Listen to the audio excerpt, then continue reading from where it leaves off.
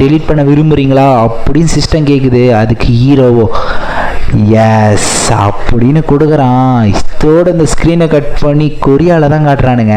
அப்படியே அங்கே பயங்கர வெளிச்சமாக இருக்குது. அந்த வெளிச்சத்தில் அப்படியே கொரியாவை காட்டுறானுங்க. கொரியாலேயே நம்ம ஆள் பயங்கர மாசாக நிற்பார். ஹீரோடைய அப்பா டெரராக நிற்பார். ஏன்னா அவர் சாதாரண ஆள் இல்லைங்க. யாரோ 10 பேர் அடிச்சு டவுன் ஆனவன் இல்லடா நான் அடிச்ச 10 பேரும் டவுனுங்க தான். ரூலர்ஸுடைய பவர் ரூலர்ஸ்கிட்ட இருந்து ஸ்ட்ரெயிட்டாகவே வாங்கியிருப்பார். பயங்கர பவர்ஃபுல்லு. இந்த இடத்துல வந்து வேறு எவனாலையுமே நிற்க முடியாது. எந்த கொம்பனாலையும் நிற்க முடியாது. எஸ்ராங்காலையும் நிற்க முடியாது. நேஷ்னல் வரன்றாலையும் நிற்க முடியாது.